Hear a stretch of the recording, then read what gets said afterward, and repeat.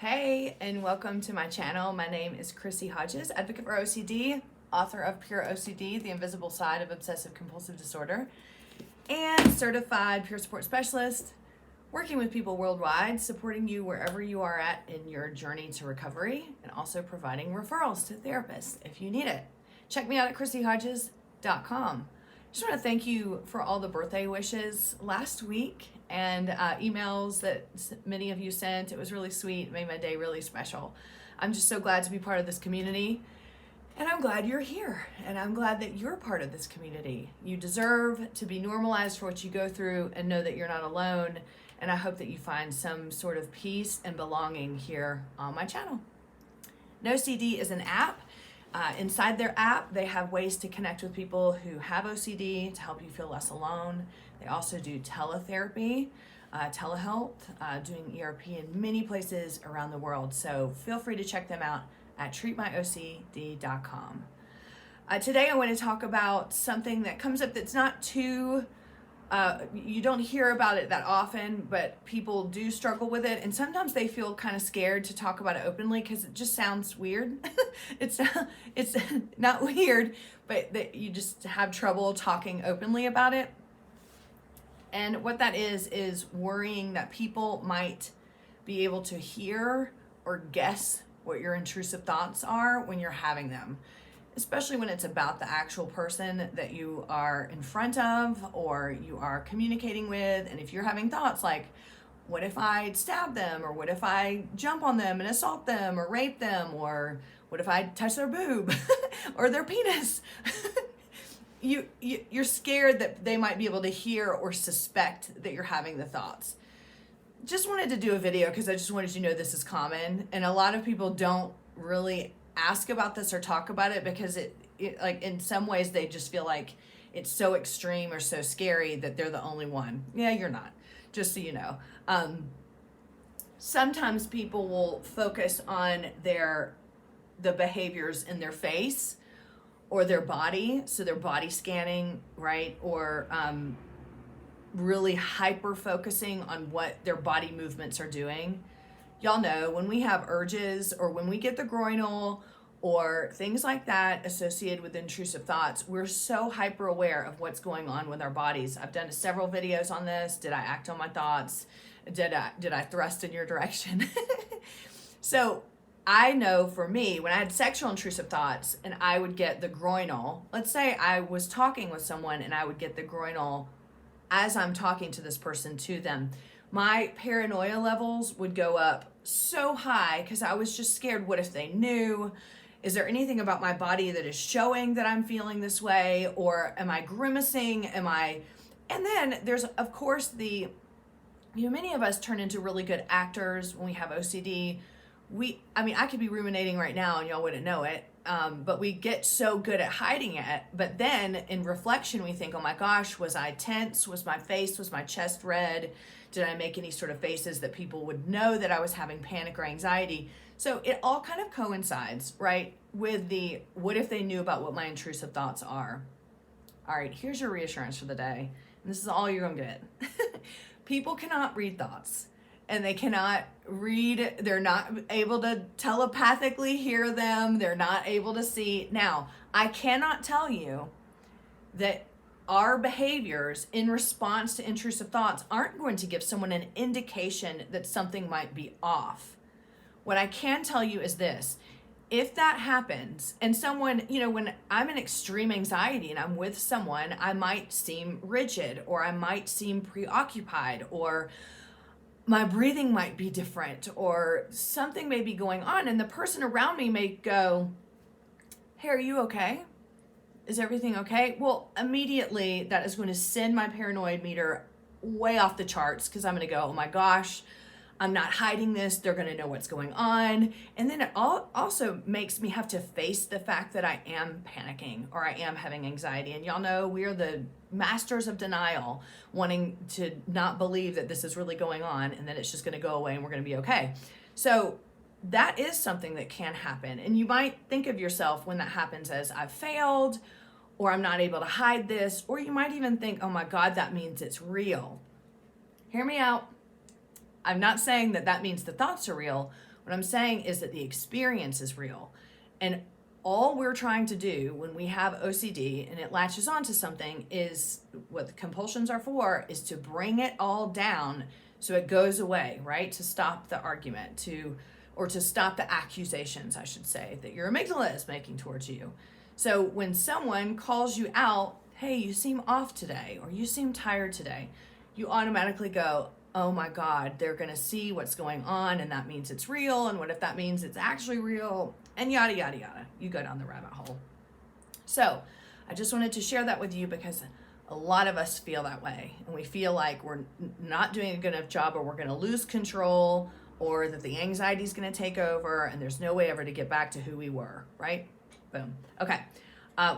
One theme that can really be impacted when you are having the "can people read my thoughts" is, and I haven't done a video on this, to be honest with you, with like the cancel culture stuff that has gone on in the last couple years. I just haven't wanted to do a video because I don't want to deal with the assholes that come in and probably would, post awful comments. But we can have intrusive thoughts about negative, or slurs, or racial slurs, or homophobic slurs. We may, bad words that we don't want to use to label someone. Things that we know are horrible words that are stigmatizing.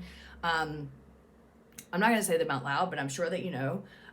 But you can get intrusive thoughts about saying them out loud. What if I lose control and say this out loud? I mean, I'll give you an easy example, and then you can transfer that to anything that, So I for some reason, meetings bother me. I'm in quiet business meetings, but because I've shared this before about worrying I'm going to grab the dude next to me, his penis. I used to worry when I would be in business meetings with like a whole team, and it was kind of in one of those rooms, and I used to worry that whoever would stand up, I would yell, "You're a whore," or "You're a cunt." I'm saying it now out loud, but I would worry that I would yell that out loud, and then obviously I would be thrown out of the room and labeled awful. I didn't think these people were that, right? But I just would think that in my head, and I would go, oh my God, what if I can't control myself and that happens? I would start sweating. So it's that kind of impulse. Like sometimes the compulsions that they would do when this happens would be, to like bite your tongue, or like focus on like whether your mouth can stay shut, or like focus on not sweating, or focus on like trying to not let people see that something's going on. So people will have these intrusive thoughts if they're dealing with like words that might be racist or homophobic or anti-Semite, things like anti-Semitic. I was thinking of Seinfeld, sorry. Anti-dentite. Anyway, anti-Semitic. So things that are offensive, but they are coming up in your brain of, oh my God, what if I lose control and I scream this out loud at someone? So this is exactly what it means when I was, the whole point of this is really feeling that fear that either you're going to lose control and say something, or you're going to say your intrusive thoughts out loud, or I'm afraid that people are going to be able to read my thoughts. So if you're in the presence of someone and you're thinking something racist or homophobic, you might be afraid that they're going to look at you and be able to think, oh, they're thinking that. And that becomes the fear, right? And so then avoidance might start happening and all those things. It also is, this also is true when you have intrusive thoughts and you think to yourself, what if I'm in a different state of mind and I say these thoughts out loud? A big one's going to be pedophilia theme. People really want to keep that under wraps because you never know how people are going to take that theme as not understanding that it's actually unwanted intrusive thoughts versus being a pedophile, which, scares us all about intrusive thoughts. We're scared that it's real. We're scared people aren't going to understand. But for the taboo nature things, it can be really detrimental if people don't get it.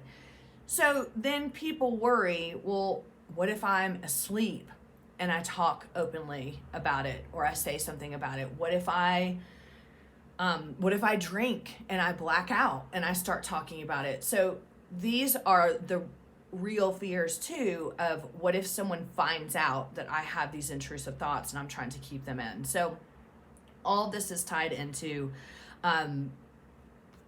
all this, I had something I wanted to say, but I can't read my handwriting. All this is tied into the fear that people are going to be able to read your thoughts, that they're going to hear them or you're going to say them out loud without having any control over them. And ultimately, right, the biggest fear is that people are going to find out this and then they're going to think that it's true. And that, you know, the people aren't going to understand, or saying them out loud saying them out loud is admitting that they're true. So the other things that you may worry about with this are, sometimes when you have intrusive thoughts, you might have a physical compulsion and you may not even know it. Like sometimes when I get graphic taboo intrusive thoughts, I might go like that, you know, or like I'm just shaking it out of my head, or something to the degree of like trying to just shake it out. Well, sometimes those things, you know, they happen impulsively, or you know, you don't even know that you're doing it, and then the fear is, what if someone saw me do that? What if they're trying to figure out why I did that? Or I'm having bodily movements like I was talking about earlier with the groinal. You know, I used to move around and adjust when I would get the groinal. Well, what if someone sees me do that and they wonder if I'm aroused, or they wonder if I'm getting aroused to them? And then of course it comes back to the hyper awareness of what your body is doing. And I did a video on this. Did I thrust in your direction or something like that? If you're having intrusive thoughts about someone and you're hyper aware of what your body is doing, you may even imagine that you moved your hips, or you may imagine that you know, as you're going around someone, that your butt might have hit them or something, and then you're worried you did it on purpose. Or when you're standing with them, you know, you might feel urges with your hands and you think, oh my God, did my hands move towards them? Did they notice that they moved towards? Understand that this is hypervigilance, this is hyper awareness associated with the intrusive thoughts. First of all, you're never going to get the certainty that you did or didn't. Second of all, anticipate this is going to happen. Okay, if I'm having intrusive thoughts about someone, a dude or something, and I walk up to him and the intrusive thoughts come, I might feel like, oh my God, my hand is moving towards his penis. I'm gonna grab it. What am I gonna do? Well, I can't, after the encounter, I can't accurately remember, did my hand move? Did it not? Is it, you know, did this person see it? You know, why did I have this movement? So I just have to start to anticipate, if these are intrusive thoughts that I'm going to have, then any encounter I have with a man, or if it's female and I'm worried I'm gonna grab her boob, then that's going to be it too. Now, I know that doesn't seem like a fun solution to anticipate it's gonna happen, but that is how we take the power back from OCD, is by anticipating when OCD is going to show up and not feeling judgmental of ourselves when it does. If you wake up and you know you have something to do tomorrow and you are going, please don't let OCD show up. I mean, you are just opening the door for OCD to show up. If you wake up tomorrow and practice okay, I have this big meeting tomorrow at 12. Okay, I'm going to be in the room with about 12 other people, and I know I'm going to get in there, and I might have this urge to scream out loud, you're a whore, or to grab the dude's penis next to me. I know that's going to show up, and I'm going to be ready for it. When it shows up, the blow is going to feel less. I might feel disappointed. I'm not going to say that I'm not going to, but at least I anticipated it would be there, so I'm prepared on how to respond when it does. That is half the battle. Being prepared of how to respond when it does show up. Because what do we want? We want it not to show up always. So when we get in the mindset of please don't let OCD show up, and it does, the judgment comes, the shame, the why me, all of that. If you're ready for it and prepared with a response, it can lessen the blow. I am not saying that it is going to be fun and you're going to be excited that it did show up, but at least you were ready for it. So, with that said, I just want to wrap up. It is not uncommon when you are especially having intense intrusive thoughts about someone or something, something that's shameful, right? If you're having POCD thoughts around coworkers or friends or family, and you would sit there and think, if they only knew what I was thinking, then they would hate me. They would think I'm a monster. Or if they only knew, then they would think I am not worthy of love. Or what if they only knew what kind of person I am. And I'm putting that in air quotes because most of us, excuse me, with intrusive thoughts have those feelings of, if people really only knew who I was. Let me tell you who you are, okay? You are a person that is living with OCD intrusive thoughts. And you're probably like, everybody is but me. You are a person that lives with OCD intrusive thoughts. That is who you are. OCD has nothing to do with your character, your personality, your morals, even though it will argue to the death that it does, and that you are an immoral monster that doesn't deserve love. That is what it's going to tell you, and you are going to believe it because the thoughts are going to keep coming, and you're going to say, see, that's proof. No, it's not. So hear me out. You are a person with OCD that has intrusive thoughts that you do not want, and you deserve love, happiness, and you especially deserve recovery. So, whatever and wherever you are at in your recovery right now, keep pushing. You're here, so you have hope. You're here listening to this. So you know that you have a reason to keep going and keep working towards recovery. You deserve it. For peer support, referrals, groups, I'm having some groups starting really soon. Go to ChristyHodges.com. Thank you for being here, and I hope this helped. I'll see you next week.